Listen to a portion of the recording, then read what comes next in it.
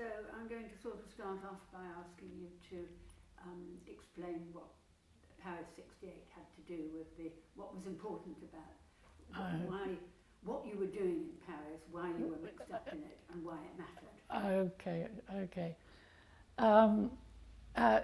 Have you started, Steve? Sorry. Well, I worked as a journalist in Paris for the French radio and television, but in the radio, in the English section, and this is before May '68, so I'd worked there some time. What was very, in a way, very, very fortunate for me was that the control, it was the time of de Gaulle, the control on French news, anything about France and de Gaulle and this great country and everything else, was heavily censored. I mean, really, really heavily censored. You could lose your job like that, because what we would do was you went, collected the news, you then wrote the news, and then you broadcasted the news. You were the ones who spoke what you wrote. And if you wrote anything, the slightest criticism against France itself, you were very heavily censored, and you could lose your jobs. It happened once. Got it back again, but it happened once. And my way of handling that, also because France, the glorifying of France didn't interest me. I used to say to the other journalists, because we were more than one per broadcast and writing, I said to them, if you do France, I'll do the rest of the world. And this was, for me, fantastic, because the rest of the world was not only where everything was happening. There was the Vietnam War, there were the liberation struggles, there was an enormous amount going on in that period of time. But equally, part of the control over their media, and therefore was to allow complete freedom about how or what you wrote about anywhere, other than it was a tactic to distract from what was happening within France. And how did this relate to the '68 events? Well, then when '68 came, in other words, what I'm trying to say was I was totally politically engaged anyway before '68. It isn't that I was just a journalist. So when '68 came, then again, I mean, the control over what was being broadcast or written about within the media about to begin with. And we, at the ORTF, within the English section, because I'm always talking about the English section now, when we occupied the ORTF, we had demands like workers' control and free press and all of that going on. But we also then, when it was occupied and closed down, we had places. First of all, we got the Beaux-Arts did poster saying what you are hearing, because the French state went on broadcasting. They were broadcasting from a studio in the Eiffel Tower. They weren't in the ORTF. But if we just go back a little yes. bit, because you said that because you were a journalist, you were already you were following these things like Vietnam. You were already quite politically engaged. But so what quite happened in '68, and how was this more so? There was something extra and special, wasn't there, about those events? I'm not quite sure what you're meaning there. You're meaning within my life? Well, when you've talked about it, I've looked at some of the other tapes. Yes. You. So it's describing what was going on in say You that... haven't said what's happening in France in 68, factory occupation, students, blah, blah. No, because I was concentrating on the ORTF. No, well, yeah. You sort of talked about how interesting it was because there were basically students, intellectuals and workers all kind of doing things together. Yeah, but what I mean is... Sorry. What I mean with what I'm talking about is that my actual commitment and activity within May 68, the French May 68, separate from the political Danny Cohn-Bendit and the German student, socialist student movement, the SDS, the international branch, were all in our flat. So there was all of that going on also. But as far as May 68 was concerned, we had this thing of when we closed it down, so what you were hearing, what the French were hearing, was not the French radio and television. It was something coming from the thing. And we picketed every day. I'm not clear. The employees of ORTF closed it down, but then when you say that people weren't hearing the ORTF...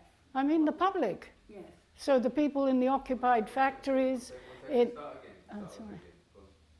So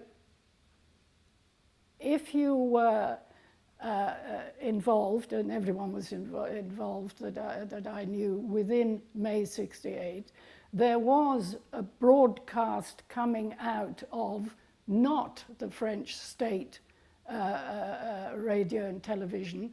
It was coming from some sort of studio in the Eiffel Tower. We closed it down. We picketed every day obviously to stop the police or anyone taking the RTF back again. And we had this task to try to get around to the occupied factories and to places like that to make clear that they were not, it wasn't us who were broadcasting anymore. We were part of the 68 struggle, and we were occupied.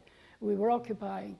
And therefore, I mean, one example, for instance, it's one of the very famous struggles of May 68, was a Renault factory, which was occupied outside Paris at Flins. I mean, there was also other very well-known struggles of occupations. And the thing about students and artists, this coming together, Flins was a big Renault factory, was occupied, and the roads out of Paris that led to Flins were blocked by the police, so that you couldn't even go down them.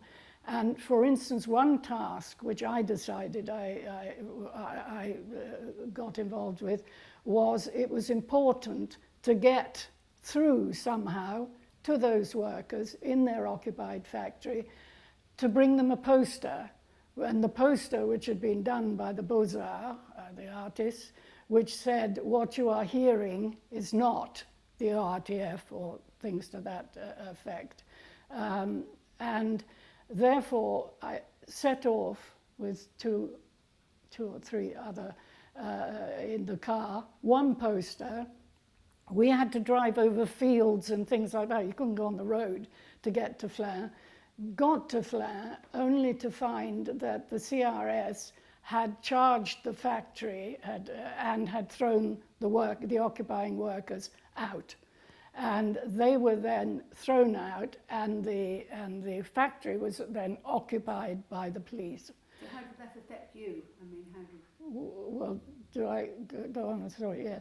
So we were walking, pretending we got to Flins, but the car was in a field or something. We got to Flins, we got out and pretended we were just, the people who lived in Flins, and we strolled towards the factory, and the workers had a picket now on the outside, now they weren't occupying anymore. And so we told them, that I said, I'm from the ORTF and I have a poster, because what you might be hearing is not us. It isn't the journalists of ORTF. So they got very excited and said, right, we must stick the poster up. And there was the occupied factory with the CRS. There was then a road, there was like crossroads, and in the middle, as very often in France, you had the war memorial thing. And so we were hunched, all of us, behind the war memorial so we couldn't be seen by the CRS, discussing where could this poster be put. And the workers said, from the factory, said, we put it on the war memorial, we just post it here. So I pointed out that if it was just there, somebody would tear it off. So, okay, so we stick it up the top, because it was a pinnacle thing. We stick the poster up the top. And then, right, and how do you get to the top? We were just people standing, few handfuls standing there. Had anyone got glue? You know, the poster, you can't just put it there. That was another problem. So we were all hunched behind. So one of the workers said, okay, he'd go home and he'd get some glue. And I was sort of thinking, you know, stick a poster up with what sort of glue might he be bringing? And then, like a miracle, coming down one of the roads, of these crossroads, was a man pushing a bike with a bucket, and he was the guy who put posters up in the town of Flins. And he just happened to be passing by. So we got him to the back and explained, and he got very excited and okay. And he had a ladder, obviously. And so he put the ladder up, he took the poster, he took the glue, and he climbed up to the top of the war memorial. There was a moment when we had to, because we couldn't speak, we had to whisper everything, that he'd got it the wrong way up. He'd got it upside down. So there was envers, the other way. And eventually, the poster was up there, and it was, as a journalist, the ORTF poster saying, it is not us who are broadcasting falsities, or I mean, it didn't say all that on the poster, but that was the purpose of it. And then the workers asked, they were going to organize a demonstration. Why I'm saying this in so much detail, because in a certain sense, this is everything was in this moment. They wanted a demonstration, and they wanted the students to come from Paris. They wanted them to come from the Beaux-Arts and from Sorbonne to somehow get to Flins, because there was going to be this demonstration. So would we please go back, or please go back to Paris and go around the Beaux-Arts, the Sorbonne, National Theatre, calling on students to come to join with them. And then there was a question of how do we get out of where we were, and they said, oh, that was all right. They had a sort of a way they knew. So we got out. This was all done in a very secretive way, so it wasn't an open walking about and talking. So they got us out of Flins. We got back to Paris. We then went around the Sorbonne and the Beaux-Arts, telling them, bringing them the message from the workers. Now that is a small story of the sort of activities which were going on all over. I mean, you know, my 6-year-old son was every day in a occupied theatre playing drums when they stopped talking, because they were discussing how should theatre go now. Just so there were, and there were big demonstrations, obviously, and et cetera, et cetera. Now, obviously, after that particular story I've just told you, we had a map in the ORTF, and one could put a pin of where the posters saying it's not us you're hearing, were. And I, presumably somewhat idiotically I suppose, but put a poster, Flins, because I'd been to Flins, which was considered to be completely sealed off and that no one had ever been there. And the very next day I was arrested and then we were expelled. But the French Interior Police, who did the interrogation, which went on all day and night, had already an enormous, the amount they already knew about me, Cohn-Bendit, who used to be in our house, and the meetings that we had with the German SDS. Plus, I don't, can we stop? Sorry.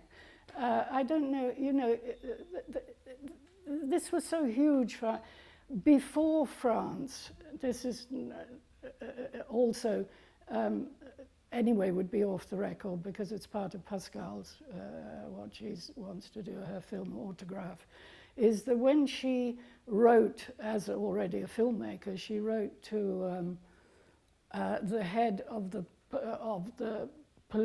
head of the police side that had arrested and expelled us. She got this, and I didn't even know this until the other day, she got this letter back where they explained, where the police guy explained, because in March, so we're talking about March, April, May, March, there had been this assassination attempt against Duchka. I was writing the news, and in the flat there happened to be a meeting of the SDS. And what happened with that was, as the news came up, and there it was, and you didn't know whether he was dead or not, it was just Rudi Duchka assassinated, I rang immediately the flat and said to them, Rudy's been shot or attempted assassination, and they immediately phoned all the political, the Marxist-Leninists, the Communist Party, the Trotskyists. They rang them all and said, we are calling a demonstration tomorrow, out in the streets tomorrow, because of Rudy. And obviously, the secret police, therefore, back in March was when they started all the stuff on us. But yes. that you want to keep? No, that one keeps. But what I'm meaning is that when, you know, 68 is just a tiny. I mean, it wasn't tiny; it was huge. But as far as what was I involved in? So when we start again, because you don't want those sort of details of the things. So when we start again, if you could repeat just sort of quickly that you were involved in the occupation, that you were a journalist and involved in the activities in the Iraq. See on the left-hand corner of that table, there's a little object. What is it? On the left corner? Just throw that stuff. Just on the floor. Right. Okay. If you just explain that you were very involved in the 68 things, and that then you were expelled, and you don't need to explain that you went to Germany and then England. I mean, if you just say that you were expelled from France, and that's when you came to England, you know, something like that. Okay. I mean, we don't need to know that there was a bit of a gap between being booted out of France and arriving in England. Yes. Just a second, but I wasn't expelled to England. But no, but you were expelled from France and then. From France. Yeah. Yes, you were expelled from France and then you came to England. Yeah. Are these footsteps very bad? Oh God! Sorry, I had forgotten about them. So used to it. Yeah, it was stopped. Okay, so if you go back just briefly to the general situation of being involved in 68 and then being expelled and coming to Oh, England. no, there's a lot of noise there. Oh, gosh. We asked them if they could say we're just doing some interview downstairs. It doesn't. These are little kids. Yeah, They always say to me, I've gone through this before with them, and they just say to me, sorry, these are little kids. What do you want us to do?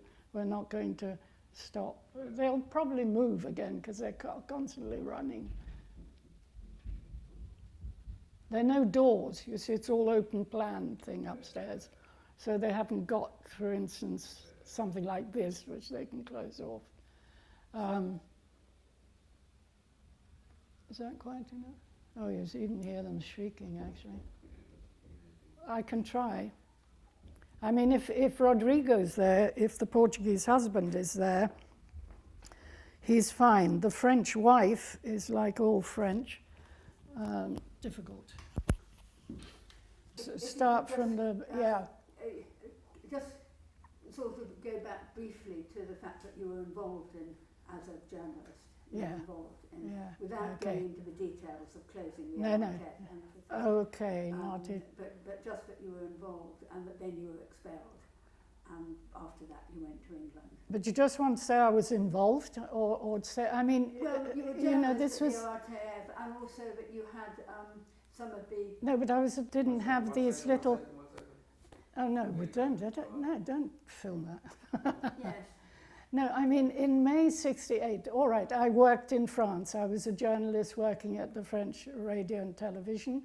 And it, as with a lot of the big factories, the universities, the art schools and everything else, the theatres, National Theatre, small theatres, everywhere was occupied. There were constant demonstrations. One was constantly in demonstrations, and some very violent demonstrations in the streets, and different activities. So it was an amazing fighting, active effect. I mean, you lived in a whole different world. What? Okay, and nothing to do with not arrested, none of that. Just we were expelled. Yes, the police came, arrested you, but without the very long story about what happened. You can give the sense that it was pretty horrific. Oh, the arrest was horrific. Yes. No, that was horrific. Yes, okay. No, what was going on? If you could just give a sense of the fact, just like you said just now, that things were going on all the time. It was full on. Yes. To be that's a good expression. Then you were arrested, deported. Yes. It was a shock, presumably. Yes. And then eventually you went to England. So you can just tell it like that. Couldn't you tell it for me? I'm like a storyteller. I can only tell things in story sense. You told it beautifully just now. Start with the idea, you just said it a second ago, start with the idea. Just like you did now when you were filming then. Because start with it, you just combative against that idea. Okay, so now let's go. Okay.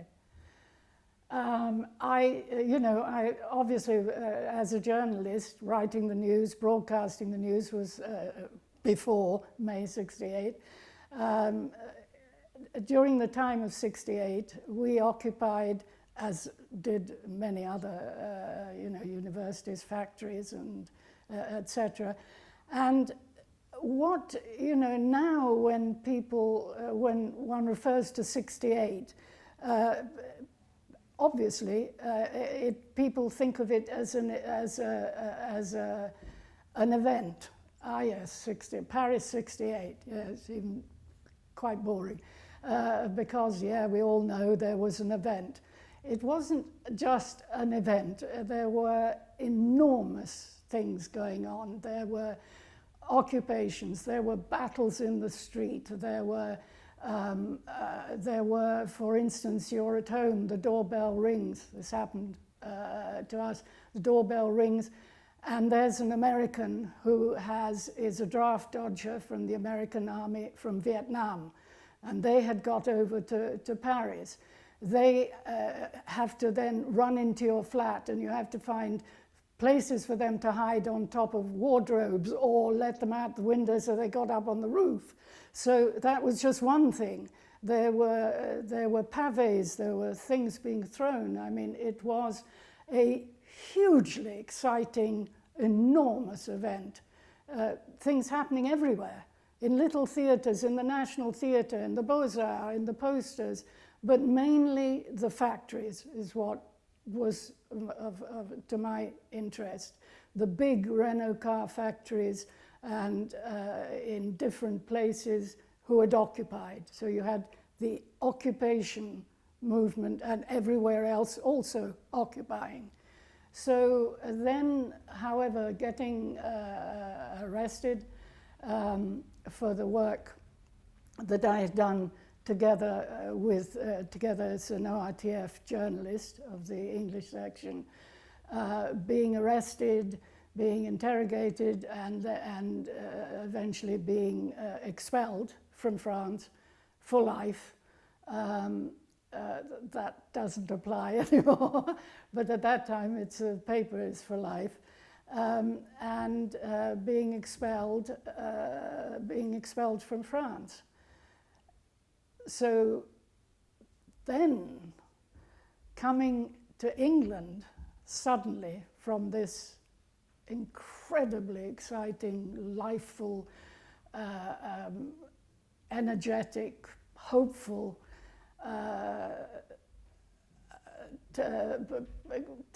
Paris and the rest of France, I arrived in London and I thought, because there didn't happen to be one anti-Vietnam demo at that particular time. I know there were them, but to me, I thought England was sleepwalking. I thought you're asleep, you know. It was unbelievable, the shock of the difference between all the hope and all the action that had been happening to arrive in London. And that shock, so thinking, this is impossible, what do we do? What do I do? And I knew there was a film. I knew there was a film which had been made by French film students, and it had covered everything. It had covered the occupation of factories, the Sorbonne, the Beaux-Arts, etc., and National Theatre. And so I thought, well, somehow I must get this film here to come to England. And I then did manage to get them to send me a print, but I needed, first of all, I needed to show what was I going to do now with the film. And also I wanted to keep it in England because you show it to a handful of people, that was not of no interest. And it was then that I met Richard Mordaunt, who is hugely important as far as making the possibility of building cinema action. But at that time, nothing, just one film. So I asked him, because he had a viewing theatre, I got this film, could we use the viewing theatre? I needed to find people with some money to be able to buy the print. So looked up the telephone directory, found the names of people, the playwrights like John Arden and people who were sort of important people, telephoned them cold, asked them if they'd like to come and see a film about what was going on right then in France. It wasn't past, it was happening. And they came, fantastically, they all came. And when I asked for if they would possibly donate some money so the print could stay in England instead of having to be sent back to France. They were very generous. They provided enough money to pay for the print. So I was then there. You know, one thing I dislike is having all this I business. I. That is what it was the very beginning, but because Can we stop there? Tell us a little bit about. Sorry, can you just move a tad to your left? You just your head's drifted. Okay, Back to the curls. Very good. Sorry, I probably leant forward. Yeah, Yeah. Do you think you could tell us just a little bit about Richard Mordaunt, very briefly? I mean, you said that he had a viewing theatre, but we don't know that he was a filmmaker or anything, or that he had this nice company. So if you could just tell us a little bit. Well, I'm telling you how it was at the time. At that time, yes. There was nothing. Well, I had no connection with him or anything else. And then he comes very importantly later. Everyone seems to think, that's one of the things that irritates me. I don't mean in your book, but from reading things, that everybody thinks Richard Mordaunt was cinema action from this point in time, and he wasn't. No, but you just said that you met him and asked him if you could use his viewing theatre. Well, that's just how it was at that time. He helped you with equipment. Okay. But we need to know who he is, because I know that to some people the name, you know, he made a number of films that people have heard of, but most of this audience is going to be a political audience, not a filmic audience. Yeah, I So mean, they made commercials, that's all, I think. Briefly who he was. Yeah. No, he was very important to me. Yes. But that was about to come, because come how he helped. But yes. okay, but what, you want me to start saying Richard Mordaunt was? Yes. Okay. But it's quite important how he came into the thing and then who he was. Yeah, but that's where I am, sort of. So it's coming, because okay, I know how I'll start.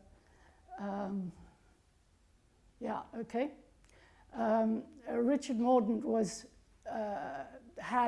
was hugely important. I mean, he was very important to me initially, and then to cinema action, which we will come to. But at that stage, he was an unbelievably receptive.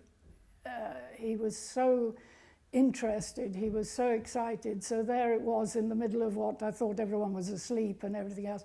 There was Richard Mordaunt. Now he had a film. Sorry, you see, I don't even know what to call this place. Well, it was a film company. It was film He company. made commercials. Yes. Okay. And documentaries. Okay. Did he? Documentaries. Okay.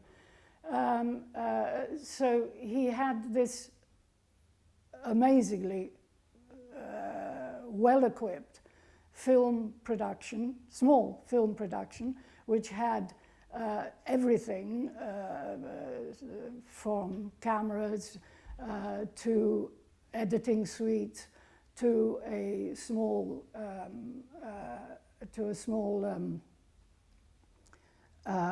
viewing theatre. And it was a viewing theatre, so that I asked, could I show this film and invite these people in? And he said yes. And he obviously projected the film. Then I had this connection with him. So I had the print, and then all my only interest at that time was factories and occupations which were not, occupations were not part of the English trade union movement activities at that time, but obviously strikes. And so there was a big strike at Ford Dagenham's, and I contacted the shop stewards and said, I've got a French film about what's going on in France with the occupation of factories in France. And can I come and show it? And they said, yes, sure. So I went to the strike centre and projected the French film in French with a simultaneous translation going on all day. They were coming in and out of picket duty, so they'd watch for a while, and then they'd go off, and then they'd come back. And it was that, which I was alone, it was that, it was showing of that film and seeing that it actually worked, even though it was a film in a foreign language about something going on in a foreign country, that it worked really well, and also that those shop stewards spoke to other miners and what have you, so that I was then found that I was being invited to go, so I'd have to find someone to drive me, but I was being invited to go, for instance, to the miners' holiday camp and show a French film with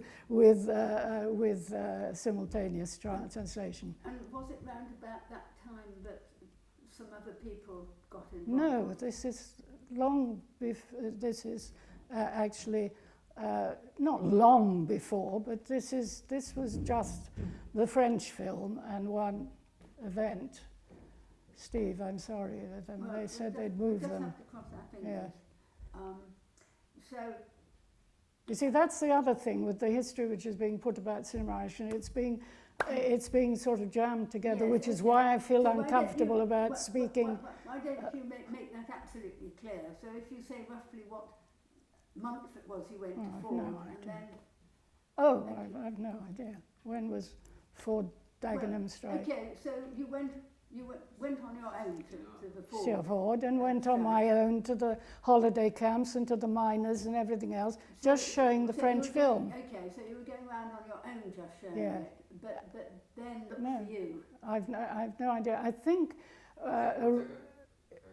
I think, I mean, the fact of just going around showing the French film, which needed obviously a translation, then Richard was involved in the sense that the moment that after Ford Dagenham had happened, and I'd started to being invited. I was being invited to go and show the film by shop stewards in different involved, different trades.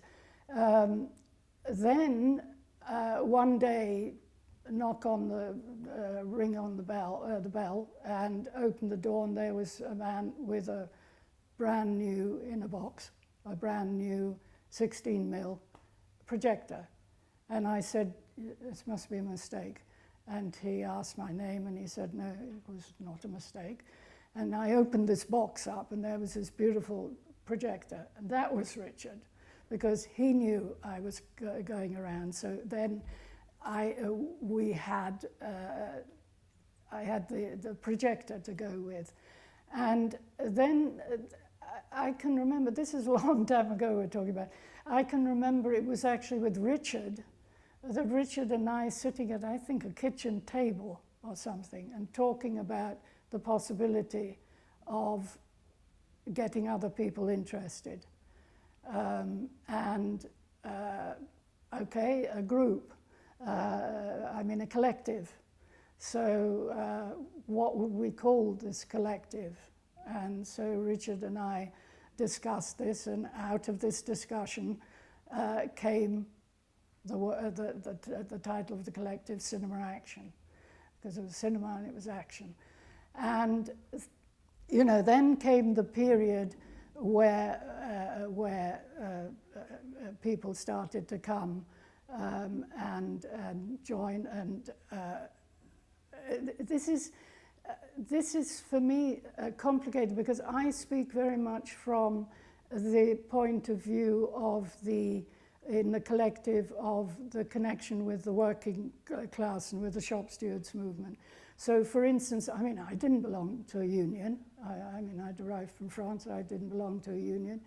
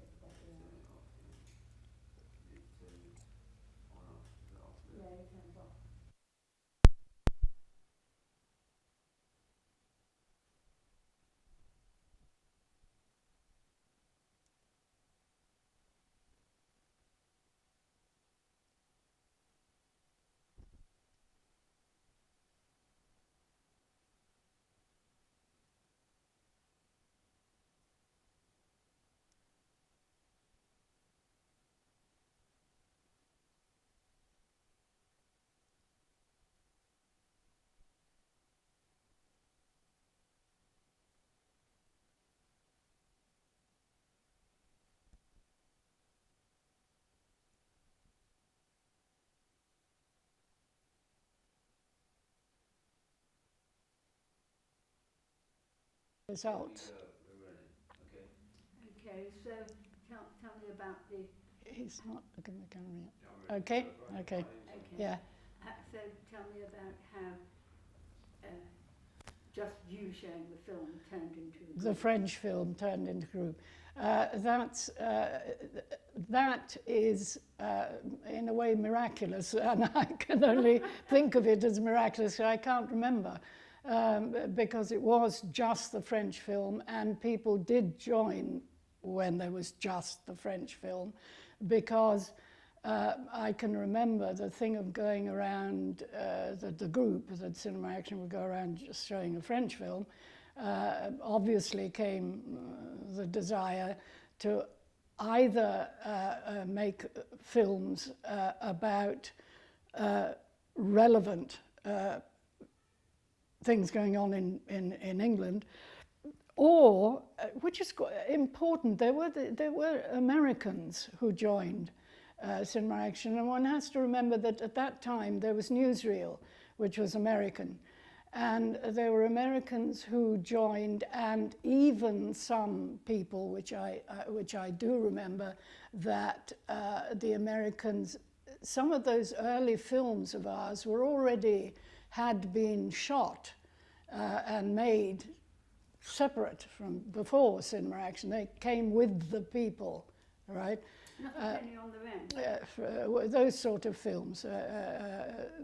But we then did other ones. But they came with these Americans who were film makers. And then sort of really important people like Mark and obviously Humphrey Trevelyan, but Pauline.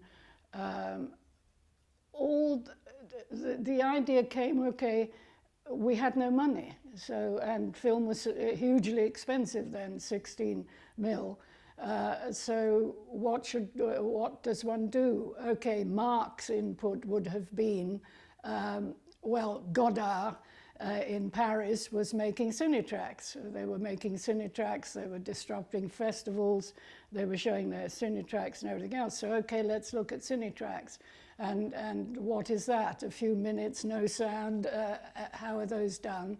And so those early cinetracks came, but the main thing obviously was the French film with the little cinetracks. And then, obviously, when you start getting involved in what's going on in Britain and the struggles in Britain, then the films got necessarily to be bigger. And as far as, it wasn't ACTT, sorry, that's a union, that's Filmmakers Union. I didn't belong to a union, but I had, for instance, heard that there was this amazing engineering, AUEW engineering branch in Camden Town. And it was known to be this amazing place. So I went along there and stood at the back until the branch meeting ended. And then they sort of looked at me as, yeah, who was I? And so I said to them, we have this collective and we're making working class films. So yeah, they were immediately interested. But then very immediately after my saying that, and that this was just before fighting the bill, that we were making films, working class films. And so they then looked at me and said, do you belong to a union? And that was terrifying because I had to say no. And they said, do you want to belong to a union? So I said, yeah. And they said, all right, do you use any form of machinery? So I said, well, cameras and recording machines, and those days wasn't the big steamboat, but things like that. And they said, well, they're machines. Okay, you'd like to join our union? And I said, yes, please. And they said, fine. That means you have to be here every week at the branch meeting. We now elect you to be minutes secretary, because that was the whole thing. So I'd have to have to go and have to write all the minutes. And they were very much the basis it was an amazing branch. I mean, you had Labour Party, Communist Party, Trotskyists, Marxist Leninists, they were all there, and they were all, their thing was this famous battle of ideas and things that they would talk, they didn't fight, they just had amazing discussions. And it's those branch discussions that became so critically important for me that we should always, if we made a film, have a discussion afterwards. So I owe my learning process, my everything that I knew about the British working class and about the shop stewards movement. I learnt and learnt and learnt every single day. And it was as exciting as hell, quite frankly. It was wonderful. And so forget France, right in the middle of being able to make films and hearing these working class intellectuals, because they were brilliant, quite frankly, and the way in which they were able to present, which one sees in Fighting the Bill, and then bit by bit all over the country. And what has to be understood is, as these films were being made and as these militants, I mean, it was all action, as these militants knew each other and said, you know, to such and such, you must see these films, that we got then calls to go all over Britain and in every sort of situation to show the films on walls, on big screens, on well, not screens, but I mean like big screens, walls or whatever, in branches, in pubs, in everything. And that's why the making of the films, I can't, in my mind, divide from the showing of the films. It was one and the same thing. It would have been useless just having films. So the showings were really, really important. And they were important in the, you know, how one then met, you know, I mean, great people like Dave Douglas, the miner,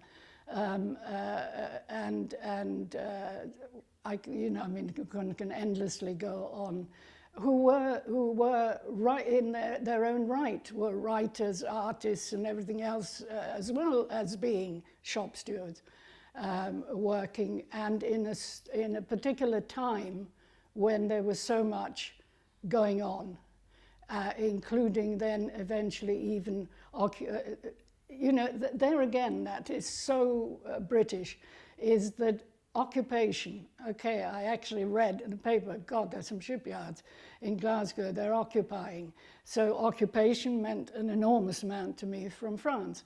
So, okay, they're occupations. Okay, they occupied, but they then went on to do an amazingly further step of working in, moving all management, all government, all press, except for Cinema Action, and building ships. They completed 16 ships while they were doing their work in. And that whole movement and the solidarity, because so what? Workers work for nothing? Because that's how it started. So then if we, well, there were no wages. So how do all these workers coming in? You think of the excitement of what was going on at that time. The great speakers, be they Jimmy Reed or Jimmy Airlie, was managed to bring all these workers together, willing to occupy, willing then to work. And then the money, to collect the money so they could pay, and they were running 4 shipyards, so, you know, that costs money.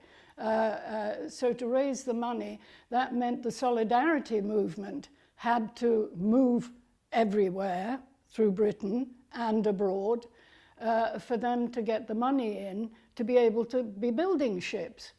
And for Cinema Action to have, reached the stage where we were they locked everyone out and we were locked in with them. And their incredible support, because we could go to everything, every meeting. There were just two of us, and there were three at one stage. Graham was there for a short time. But then Eduardo and I, we were sleeping on somebody's floor, and we had no car. We had to lug and we're talking big cameras, big 16mm cameras, big Nagra sound recordings, double-headed projectors and everything else. We had to to begin with, getting all that into the shipyard every day. And when for instance, when they discovered this, it was the only time that they were having their shop stewards meeting, of where you got the conveners and shop stewards from all the shipyards together coming, and they came up to me and said, "Oh, Anne, you can't come to this meeting." So, why? What's this? Why can't we come? Well, it doesn't matter, but you can't come. So, okay, we can't come. And then when the meeting was over, because Eduardo and I was saying, what can be going on? When the meeting was over, it was because they had this meeting where to find out, within the meeting, and they found out that one of the shop stewards had an old car which he used as a dog kennel. So the dog lived in this old car. And he said he thought they could probably get that on the road for us. And then they wanted us to, and they said, look, we've got to put these, they're sleeping on the floor somewhere. So we've got to put them in a hotel. So I get told the hotel, and I said, no, sorry. So we never stay in hotels, so no way. But the car, great. The police seized the car the very first time we tried to drive it.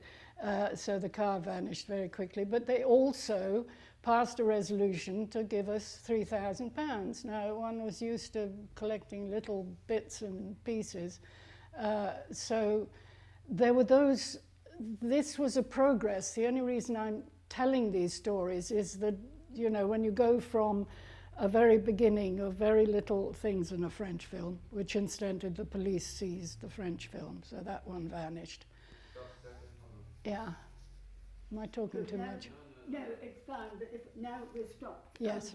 I mean, that was great, but we if we could just go back to a couple of other things, because you've talked about how Richard supplied the projector, but then we've moved on to making films, and for members at that time, filmmaking, you needed equipment, you needed it was means of production was the most important thing. That was one of the sort of, it was fantastic that Cinema Action had that, but you haven't explained how it was. Yeah, okay, yeah. What happened was, it went off just at the end.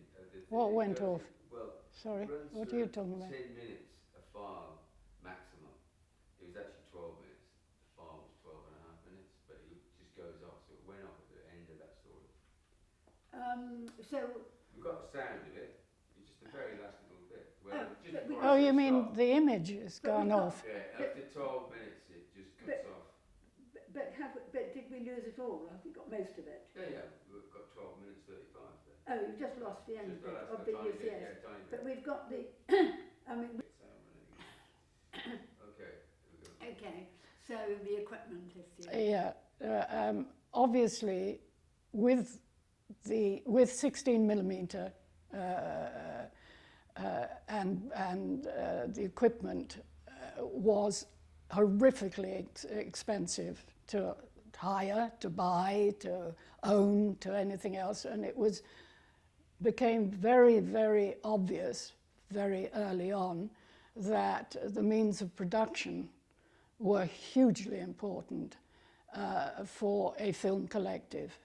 And otherwise, what? You know, how could you even conceive of making the films that we did?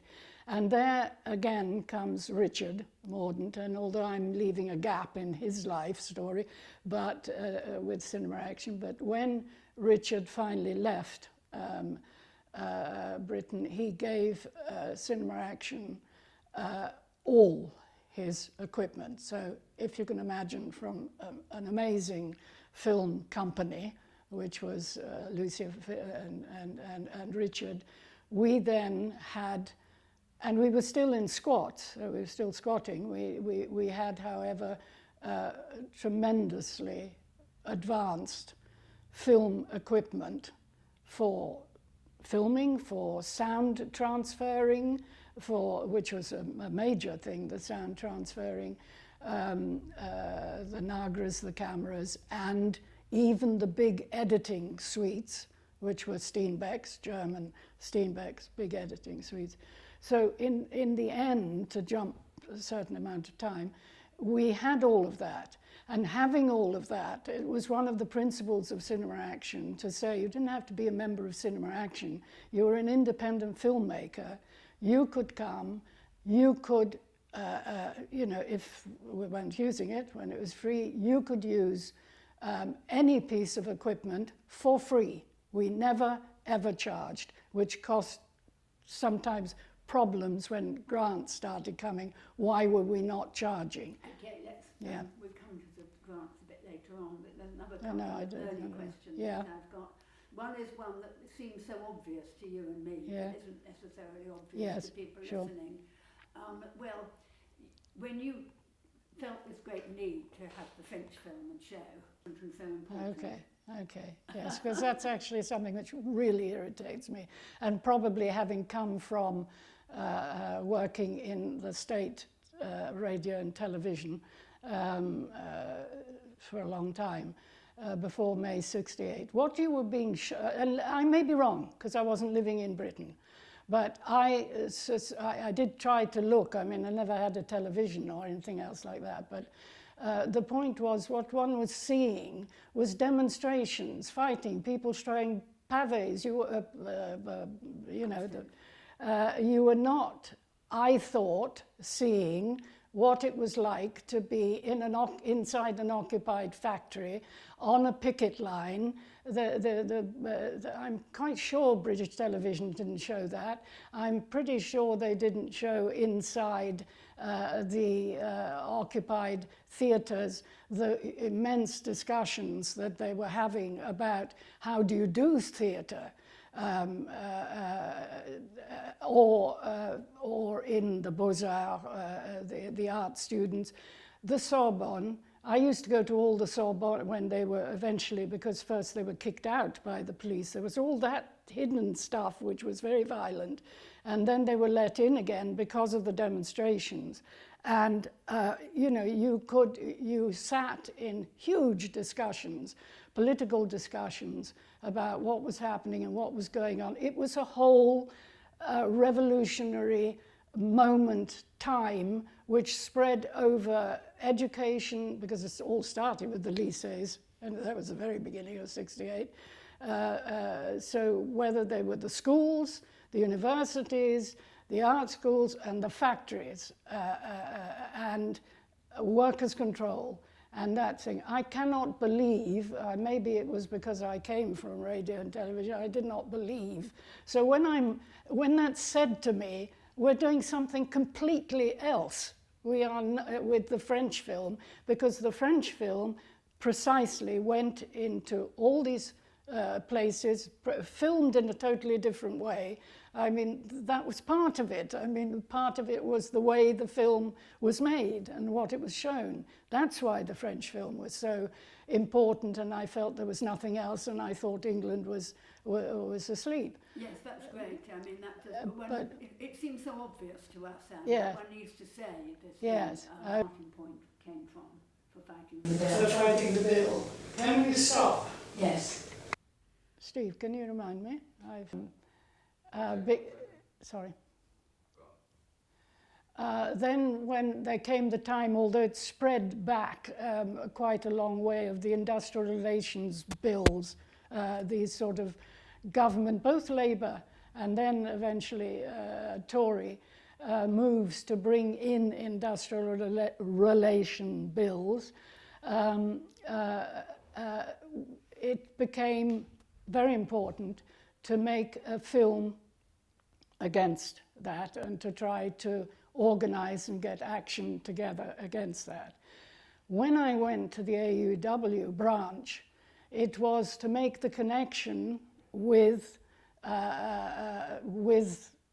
shop stewards and to say we are who we are, which is a collective of working class films, and we want to make working class films, and will you help us? Because, you know, we hadn't started, and this was an ambition to make a bigger film, not a little short, not a short, but a big film which covered everything that a government industrial relations bill would cover, and further and more. And that is the reason I went to a trade union branch, because they were very well known as being very militant, very active, and hence the little story That's about great. that. That Yes. explains the background. Now, Yes. The branch really. Again. No, I can't talk. Wait. Okay. Right. You know, taking one example, for instance, Fighting the Bill was a longer film. It was an important film to make. The question, because we ourselves did not speak in our films or do voiceovers or commentaries, we're 100% against that. Every bit of actions and had to come from the shop stewards movement and the workers. And we had been making the short films, like there's one in Coventry. There are other ones, there are other ones. We obviously had connections, therefore, into those areas of Britain and the militants and activists in the various areas that were a small film. But when you when we made a big film, like a longer film, like Fighting the Bill, then there was the question of my going to a branch in London where there were a lot of militants and getting them involved and using, you know, hugely important speakers and like Mike Cooley or like, I've forgotten again, Steve. Dick Jones, etc. So they were also brought in. Now, what I can't remember is how long it took, for instance, to suddenly be making Fighting the Bill, what, 30 minutes or so, I'm not even quite sure, and editing it and bringing it together. And that's what I mean when I try to say that there were things going on all the time. It wasn't like going into a film office or something and making a film.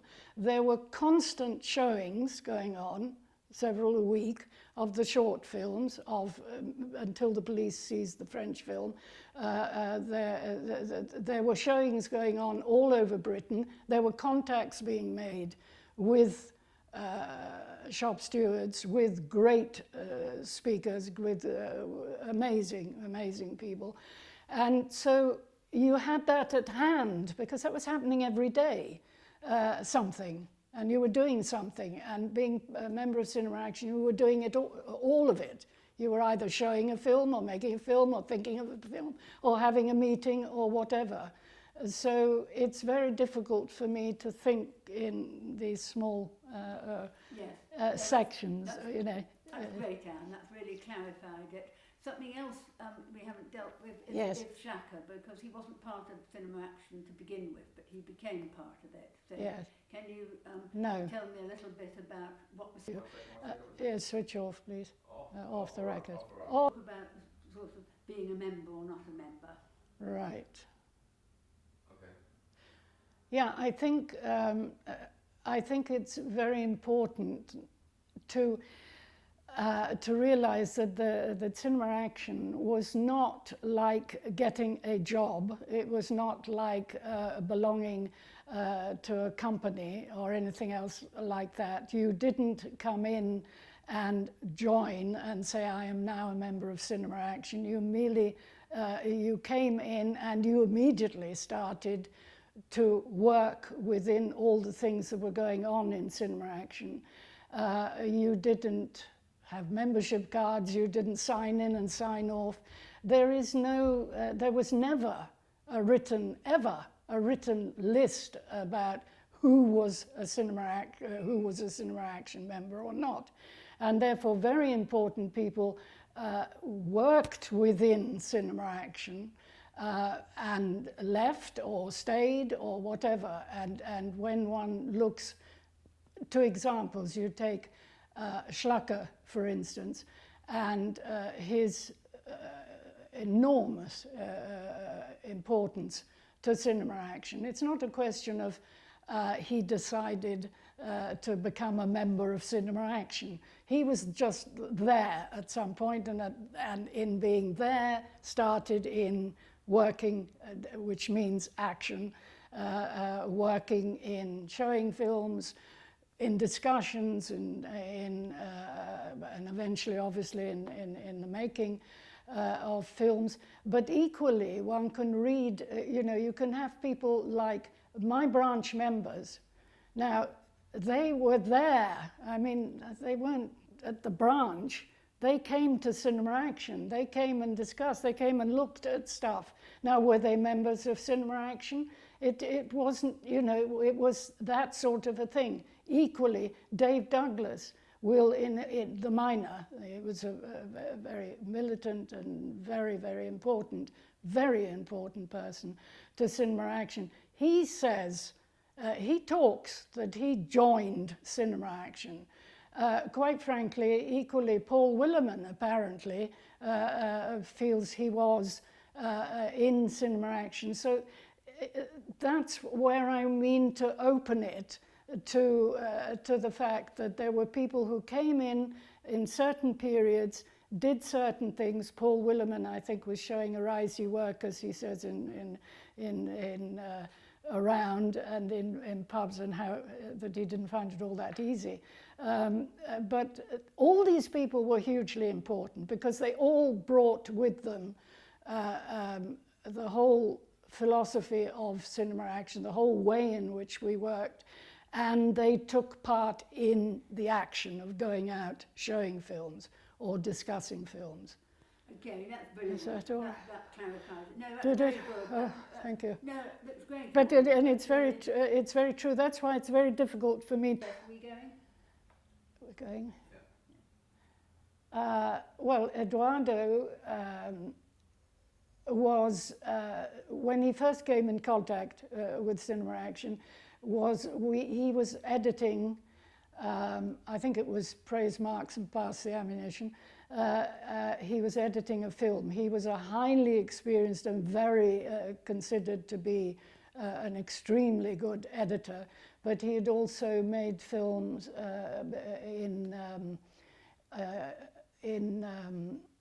sorry, Steve. What is the... Yeah, okay, I've remembered. He'd made 3 films... Sorry. He'd made films, 3 films at least, documentaries on the Amazon, where he'd gone right up the Amazon and he was with the tribes there. So he had, if you like, equally that experience. He was also he had refused to fight in Portugal in the colonial wars, where it was compulsory to fight. So he had to leave Portugal. He was an exile from Portugal. He could never go back to Portugal until the revolution came years afterwards. So, you know, all these experiences, same with Mark, it's all these experiences that people had, life experiences, that then drew. So he would just literally be passing in the kitchen to go to edit a film.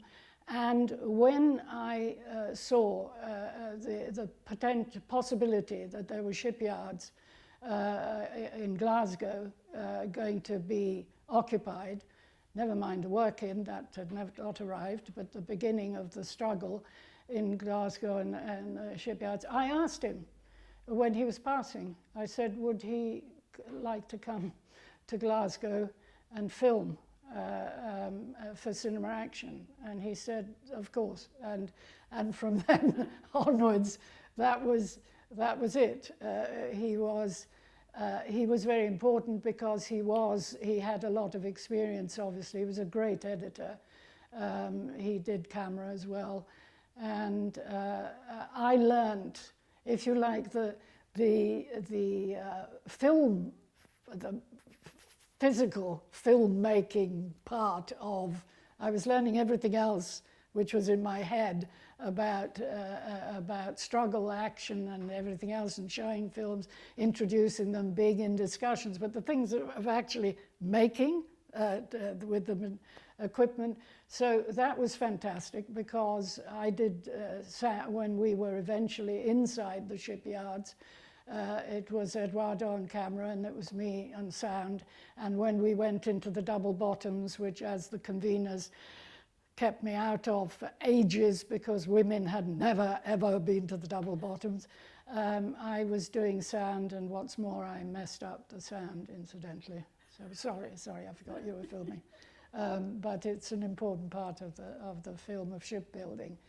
So yeah, and then Eduardo was from then onwards in everything to do with Cinema Action. That was great. Okay, can we have another wee pause? Yes. Well, I've read one thing, yeah. Yeah, I know. So, Okay, including so the why mistake at the end. Is it frightening in the double bottoms? Well, if I can, the double bottoms have a history of death and danger because you are going down very, very deep down into the double bottoms of big liners. That's a huge descent. You are then climbing through, workers now are climbing through, and then equally us as filmmakers, you're climbing through little portholes, and the workers are dragging behind them because they're going into weld with open flames to weld the double bottoms. They are dragging behind them the wire with the gas, which is running so that when you light your equipment, and the dragging them through compartment up, because it's many tiny compartments. As you drag them behind you, you're getting a long way from the original gas source, right? And it is being scraped through porthole after porthole after porthole. And so you would get a slit in the tube of gas. You would not know that therefore 2, 3, 4 compartments behind you were filling with gas, right? And then you switch on your flame and boom, and you die, right? And there were a lot of deaths, there were a lot of, I mean, I'm also speaking historically now, I'm not meaning when we were there were a lot of deaths. And so they would count the workers as they went down. So you always counted them and counted when they came out to see if you'd lost somebody. It was that dangerous, right?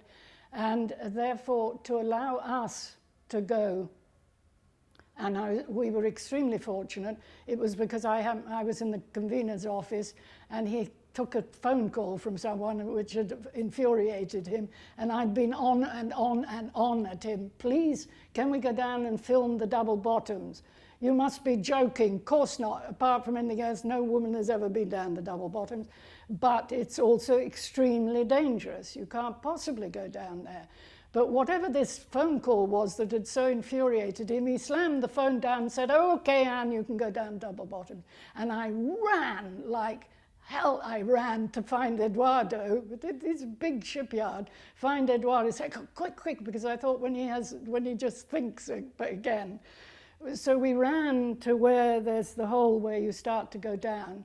And of course the workers who were there wouldn't then let us go down because, you know, you must be joking. Of course you can't go down the double bottoms. So I said, "Oh, the convener just said I can go down the double bottoms." So everyone was sort of, "What?" Right?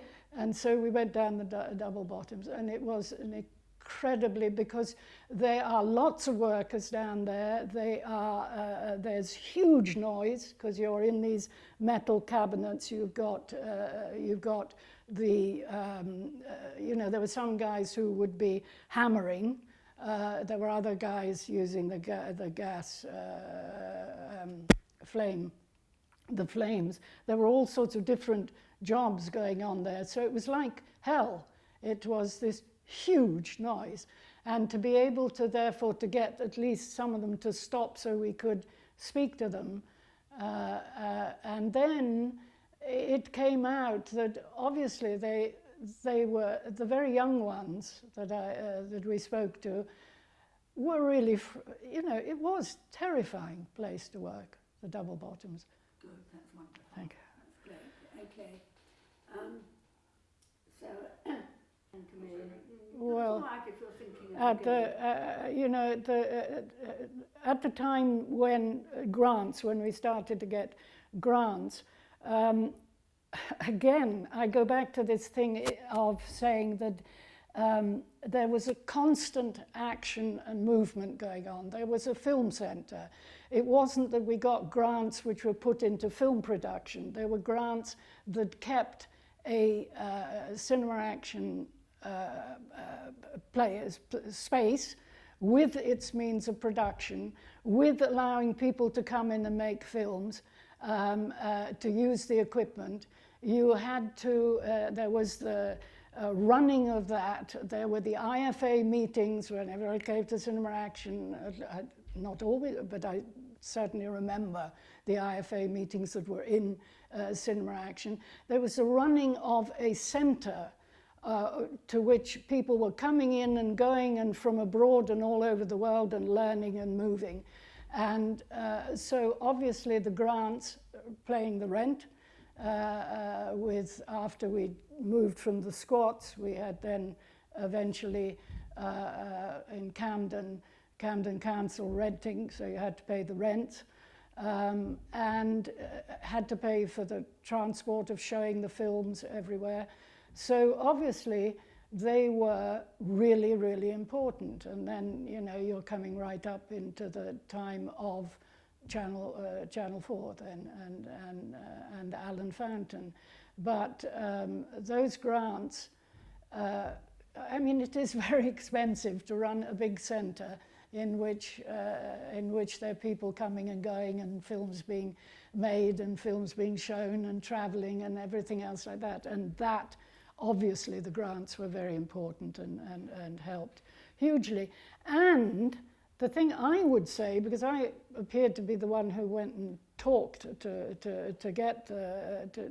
raise these grants, they were very important because all the time you were spreading, by the mere fact that you go and ask for a grant and say why you need a grant, because you're doing this and this and you've made that and you're traveling here and here, is you are again opening out in a form of action, including then,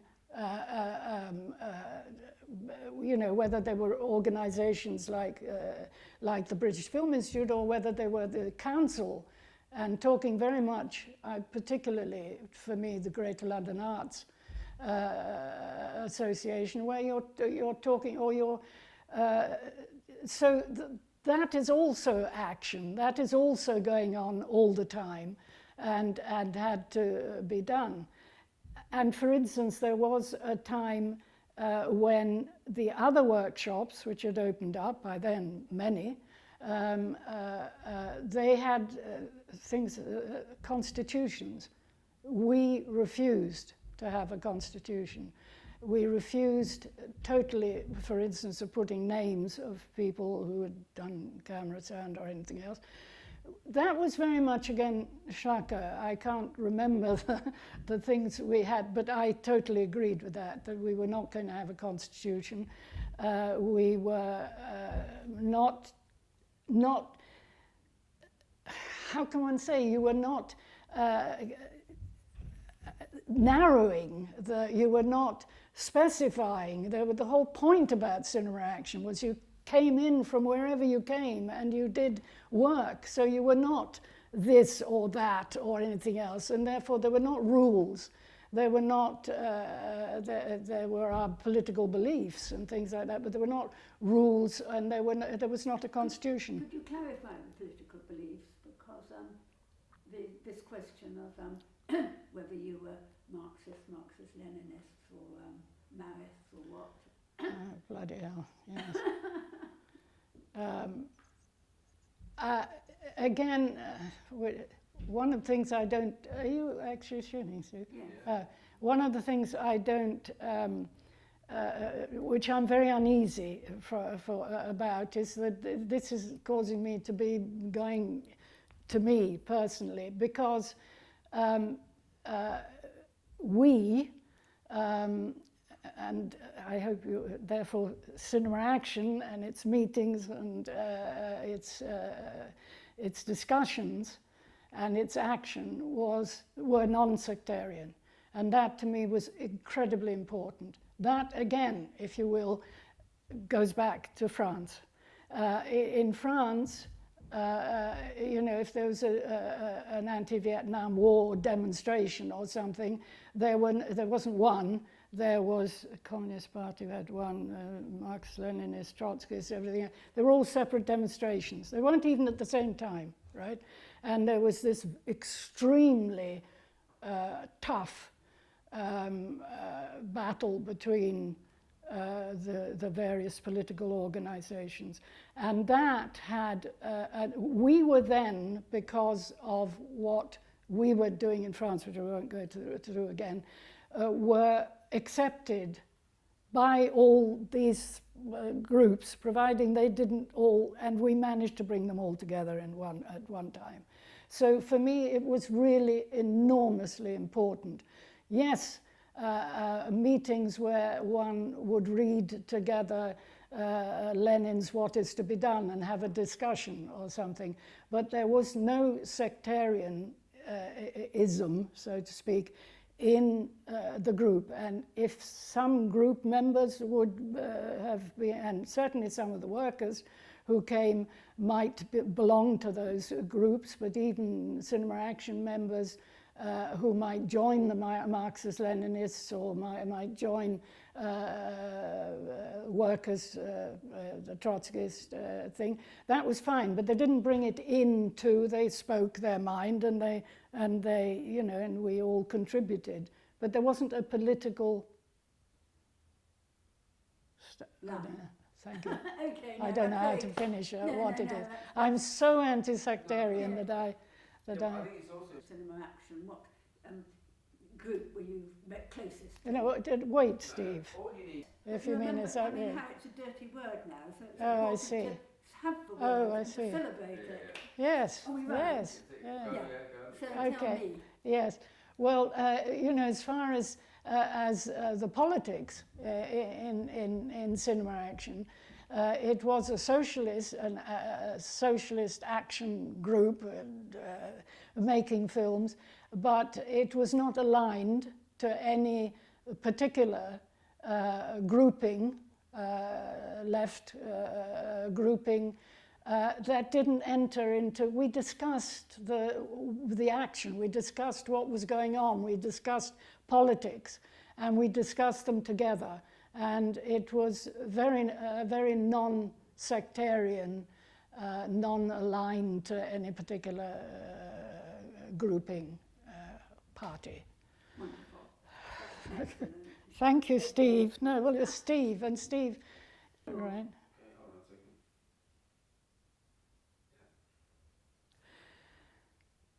When it came to So That You Can Live in South Wales, again, one has to, at the time we were actually making a film on the social contract, but however,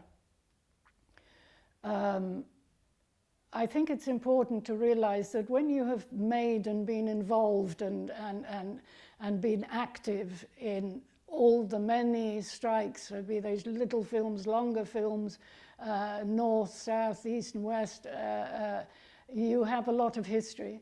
And history is really important, obviously, but I mean history in the film making. And So That You Can Live came about because we had actually gone to do some filming in a valley for the social contract. And at the point of leaving I overheard two shop stewards talking about the women and should they go and support the women. So I asked, what was this? And they said, oh, it's in the next valley. There's some women there on an equal pay strike and everything else. So, being Cinema Action, we went straight away to the next valley and started from the very start, did things we had never done before, which was, okay, the obvious stuff, you film the picket, you talk to the convener, you speak to the workers around a great fire. Women are very different when they're on a picket than men's pickets. So you do all of that. What then broke with how we normally worked was asking the convener if we could go home with her. And we had never done that before. Now, that means you're immediately starting to do you're in a different space. It's, so, okay, on the bus, so we go with her. Because when she spoke about the bus, she spoke about how far workers had to travel in Wales, how complex that was. So it's not just the working hours, it's not like being in a city and going to work in an office or even a factory. They had enormously long traveling thing. Then we got off the bus and all the time the filming was going on. And then it's a question of getting off into a miners' village. So you have a very strong community there, walking with her, the convener, hearing again about the living family, living side of a community, of a working class collective community, very much therefore with the miners. So those villages. Went into her house, went on filming, never done before. So went on filming because she spoke, she was amazing, Shirley, she called. So she spoke, and then her husband appeared, so he somehow got included. And then her children started to come, Diane started to come back from school to find, goodness me, who were these people? It was actually Steve, Eduardo and I, with her mother talking, although she must have been used to her mother being such an active trade union member. And so because those were filmed, all right, you take that back and you're looking at this, it's new, it was new to Cinema Action, getting involved in someone's life. And then the fact that at the same time, this is such a long story, because at the same time you've been involved in the history of working class struggle, wherever and everywhere, and specifically also the miners, very, very important. You had, when I say we hadn't gone into people's homes, but we had the history of very much, where Wales was concerned, the landscape, and therefore the country. And at that time, Raymond Williams' Country in the City was hugely important. And here one was watching a part of Britain, not only there, but very extremely there, deindustrialization. So the loss of jobs. In Wales, specifically so strongly was that the Forestry Commission planted thousands of trees, which wiped out pits, wiped out railway tracks where the workers went to work, changed. So all of a sudden you are thrown back from, if you like, what we were usually doing and what workers were usually doing, working in an industry, working as miners, working as shipbuilders, working as car builders, all of that. You were all of a sudden, it was the other way around. You didn't go from we didn't go back that far from the country into that. We were at the stage where it was deindustrialization, where workers were going from being that, in the case of this family, to the country. So they were going from the city to the country, not the country to the city. And the thing of going once every 5 years, never more than some hours, one saw the effect of deindustrialization, the effect of the loss of jobs and industries. It was a very strong. And that became, together with Raymond Williams' Country in the City, very, very important. That's why when it was still on a double-headed, before it was a finished film, I was so lucky as to be able to ring up Raymond Williams and ask if we could come and show him a film. And it caused a lot of problems. Not Raymond Williams, sorry. And he said, yes, sure. And we went and we showed it. And then I asked if he would say whether he could send us something that he would write specifically for the film. But there was a lot of criticism to Cinema Action from some people, because Diane, who was over the 5 years growing up, so if she was 11 when she started, who are these people in her mother's living miner's house, she read from Raymond Williams, the Country in the City, and there was criticism of where the hell were we going now? What occasionally in Cinema Action, not even occasionally, quite often, was sort of dismissed as agitprop thing or something. So then came, and one got the other sort of criticism. What on earth were we doing with this little working class girl from Wales reading The Country in the City by Raymond Williams? What was that for? A strange thing to do. And what was it for?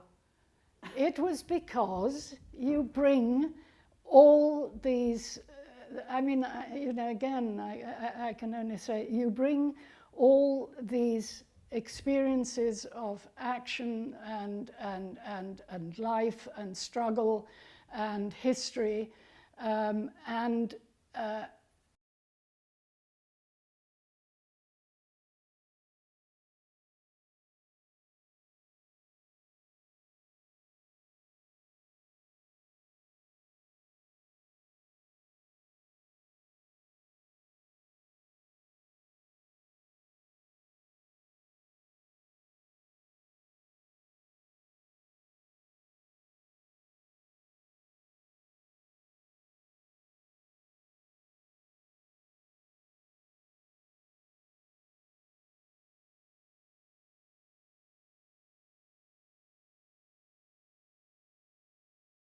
yes, There yes, So, where you needn't. yes. So just say sort of. So are we going? We're on, yeah. So what was the reception of So That You Can Live like? Well, the reception was was really, really good. And I say that because, again, it was shown at the London Film Festival, and sitting in the back seats of that cinema were a lot of shop stewards and people we had worked with in cinema action, making the cinema action films before. Their reception of the film was tremendous. There was a discussion afterwards. I had a discussion, and it was tremendous what came from them. And then the big surprise came walking out of the cinema into the foyer to have a very, very positive reception from very famous, well-known film theoreticians, writers in the big film magazines of Screen and Framework of that ilk, who came enormously enthusiastically supporting, generous, warm, happy. They were really happy, which was, so I'd had, if you like, inside the cinema, some really, really happy shop stewards, despite the fact that it was a very different film.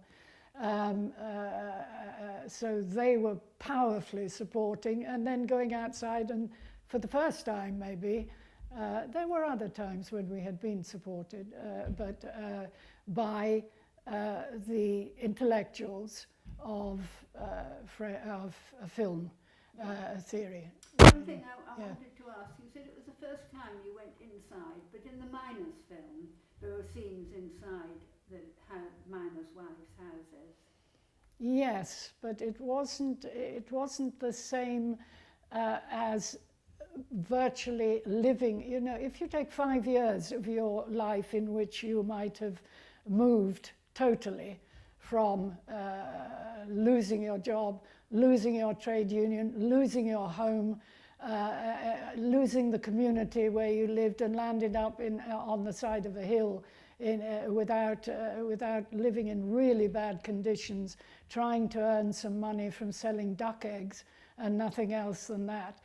The very fact of being part of that family, Diane, when she had her exams come up within those 5 years, for instance, and that's why you see her as an adult in London. She would contact me to say, could she please come to London, because could I help her revising for her exams? But no, we've never had had that. What you seem to be saying is that it wasn't so much going into the house that was different, but it was the sort of the depths of your relationship. Yes, it was a thing of definitely. So could you sort of clarify that, because it was more than just going into the house? Oh, it was very, very much more than just going into the house, because there was this girl and her brother equally who comes into the film, growing up. Her relationship, she would write me letters, that's in the film, she was writing letters, she was writing cinema action letters. She would ask if she could come and one could help her with her exams.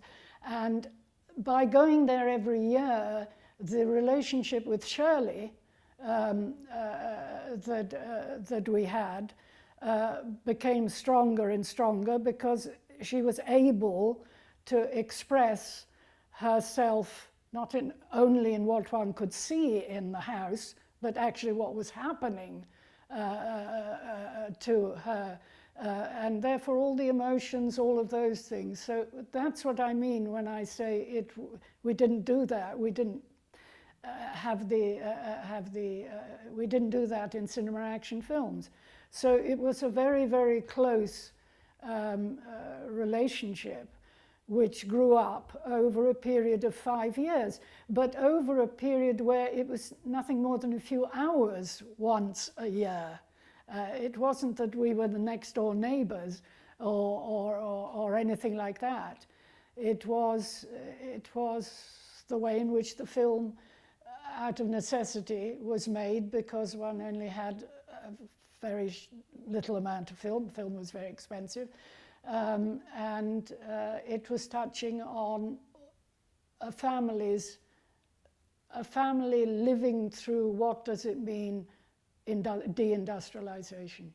What does this mean in history? And it's especially strong in Wales because, as I say, it is in parts of the film. You know, you have an old miner sitting on the side of a hill, and in front of him there's only landscape. There's only land. And they're either the trees, the Christmas trees by the forestry, which is where they planted all those things. So everything equally visually vanished for the Welsh. There weren't empty pits anymore or empty steelworks. It wasn't there. It had gone. And therefore history was in the head, was memory, you know. So how do you film memory? I think that was done in So That You Can Live reasonably well. Yes. So you made this very successful documentary. Why did you then move on to fiction? Well, okay. What that is because the very nature of So That You Can Live, which was not like other cinema action, and therefore the having Diane, a very young girl, reading a Raymond Williams book, which caused some criticisms, and therefore not just filming what was happening in front of one, but actually doing, for instance, her coming to London, having her look out at London and seeing the difference between her life and London and everything else. I then became, sorry Steve, can you switch off for a minute? I can't stand this I all the bloody time, sorry, I should have said we. Having, One second. yeah. Having gone through the making and making a very different film than what we usually made with So That You Can Live, it became very interesting looking at the difference between fiction, feature, and that led to an interest in the pastoral poetry, the painting, all the books about Britain and its great houses and its great thing, and at the same time the miners' strike was going on, was to do what we felt was important, was to face these two, face documentary, which was where we worked, and fiction. And so the writing of Rocinante, the original writing and concept of Rocinante, was to have one fictional character moving through a documentary world, right? And hence, and equally, therefore, the whole question of the myth of England. I mean, the myth of England is unbelievable as far as I'm concerned. And how do you present that? So the idea of the one fictional character, which in the end was played by John Hurt, moving within the documentary world in which we were. So we knew the families, the documentary side we knew, and the side was and it was the whole point about Rocinante is someone who only sees the myth. But going for the money, because it was shortlisted by the British Film Institute, by the production board, the script was and that in itself, a script, there hadn't been scripts before, but a script was shortlisted. And so going to the meeting at the BFI, two of us, and being presented by all these people sitting around who were either filmmakers or were all the sort of people who would work in that. And the challenge that came pretty fast when they started the questioning, the challenge came, what's the matter? Are you scared of making a feature film? And it never entered our heads that we were making a feature film, a fiction film. That wasn't the point.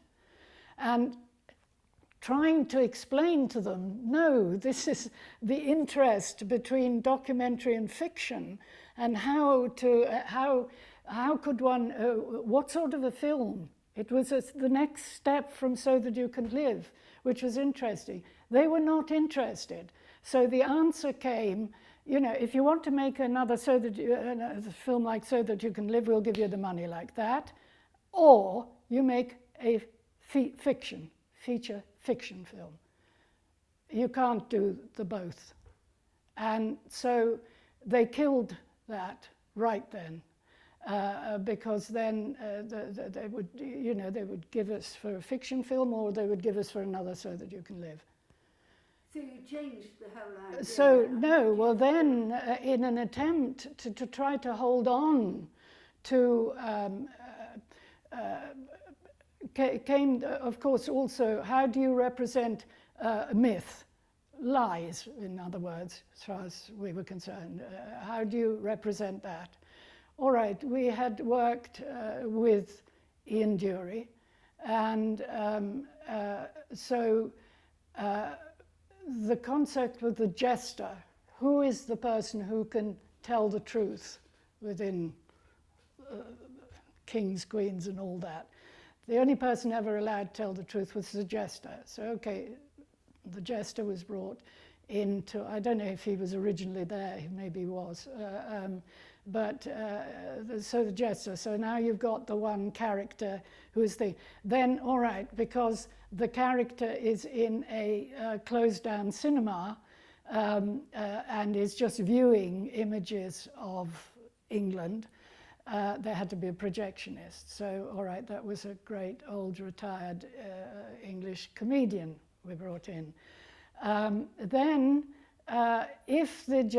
because the jester is coming up and constantly telling this guy, the fictional character, that this is all myth, we have to then say what was the myth. So it's the jester who reveals that whole villages were wiped out, so the glorious gardens of Capability Brown were made, etc., etc., and everything that the jester presents. But then the only way then to bring back to where the real interest was, and there was the miners' film, was to have the girl in the van who rescues John Hurt, and she was the wife of Dave Douglas. And so had never acted in her life before. It took some thing, but therefore putting her in a position where there was a fiction, the feature fiction film going on, and therefore in the space where she has the black and white photographs of the miners' strike and the whole thing about the hacking and everything else like that. So it was a question of trying to satisfy the BFI that this was a fictional feature film and not a documentary. What was your feeling about the finished product? Did you feel that the BFI pressure had actually pushed you into something better, or do you feel that it was... Well, different. I was perfectly happy with the Rocinante, because I think the idea, the concept about the myth and reality or fiction, lies, and the reality of life and workers and the whole political thing. I thought I was very happy with that. Yeah. And it did get a cinema, I think 6 weeks or something, wasn't it, in a cinema in London. I think that was possibly the first cinema. Do you want to say anything about leaving cinema action or not? I get necessarily, I mean... No, I didn't leave it, I never... Okay. We haven't got any of that, we just finished the Rocinante. So Okay. what sort of happened next? Well, obviously after Rocinante came Bearskin, and with Bearskin, and that's cinema action film. With Bearskin, it was the question of the rise of unemployment that was getting worse and worse in Britain, and therefore, with unemployment, you get more and more people on the street. You get more and more street musicians, people trying to earn some money, homeless and everything like that. And what was, Steve, sorry, switch off, I've forgotten because it's quite important. What is, you know, after Rocinante, Bearskin, which was again the rise of unemployment in Britain, the fact that there were more and more the concept of the homeless, more and more struggling to make some pennies by begging and everything else. Its connection with Brecht's Threepenny Opera came together very much as the idea behind. Hence, was not easy getting Tom Waits, who was as famous as Tom Waits is, going to America and getting Tom Waits to come. I think perhaps what's important is that because some people... so not to cut me off. Yes, okay, so I'll start you off with a sort of challenge. People say that with Bearskin you were departing from the cinema action tradition. Yeah, That's a provocation. Yes, yes, great. No, with these, you know, sorry. I think we've run out of... Oh, thank God. On the camera side now, let me just go check that, okay? You just turn... A lot of people say that really with Bearskin you were departing completely from the cinema action tradition. Yes, yes. Well, obviously, when we, after Rocinante, which I felt Rocinante was very attached to cinema, one direction of a possibility of every now and then going and discovering the difference between documentary and fiction. So that had its purpose. Bearskin still had a very strong political concept at the bottom of it, which was allied to Brecht's Threepenny Opera. But what was more important is what was going on in the world. You can't be cinema action when the shop stewards movements had been crushed, when all of that, you can't endlessly go on saying, well, now there's nothing going on. Obviously there was always something going on, but making films about it. So the political situation in Britain, with the high unemployment and what was going on politically in Britain, meant that the sort of work that Cinema Action had done, and the going around making films, showing films, having discussions, time changes things change. So there wasn't. So it was another time. So Rocinante had been made, so came then Bearskin with an attempt to how do you go into feature film making and bring politics into it, which was the only interest that there was very, very difficult. And obviously the whole question of financing feature films, getting people like Tom Waits and Jury, I mean, you're talking money. So yes, it became very, very, very different. And then cinema action, the whole, it becomes equally extremely hard, not only with because of politically where in time where you're living, but money to keep cinema action going. And then we had come, Eduardo and I had come from England to Portugal, not leaving cinema action. Never have I left cinema action in my life. But, sorry Steve, turn it off. It's the phone will make the noise. Jesus. You weren't leaving cinema action. I mean, do I have to even say that we left? Why is that of any importance to this film? Okay, so just explain. So, you know, after Bearskin, and a lot of costs of just running cinema action, Eduardo and I were not there. We were in Portugal for a period of time, and cinema action then couldn't pay the rent. Grants stopped. All these things happened in the world we were living in, the political shop steward side, grant side, films, etc. So not paying the rent then brought the bailiffs in, and the complete wiping out of everything, every sheet of paper, every bit of film, every film went. And what didn't go are the films, and are the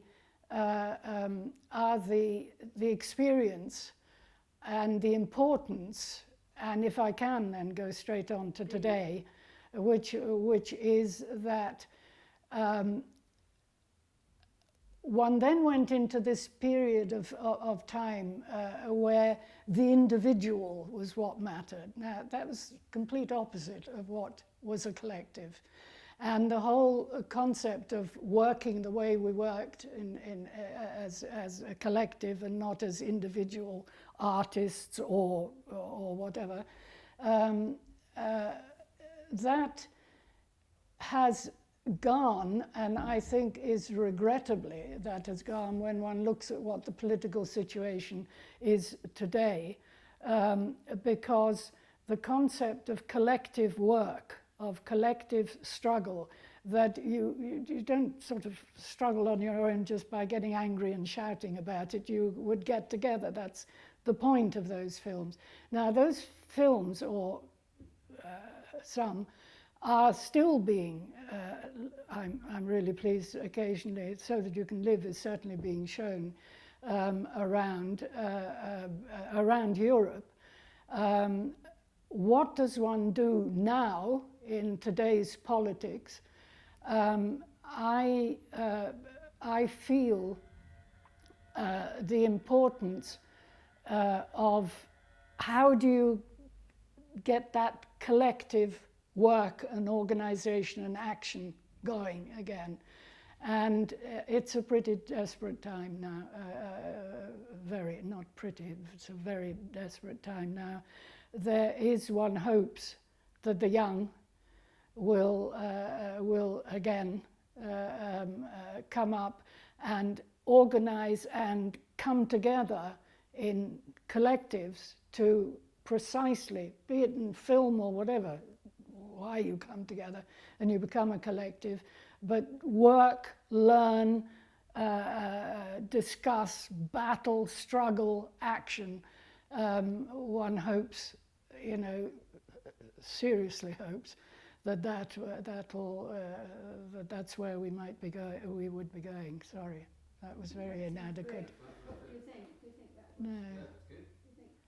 No, Steve, come on, help me a bit. Do you think it's sort of clear?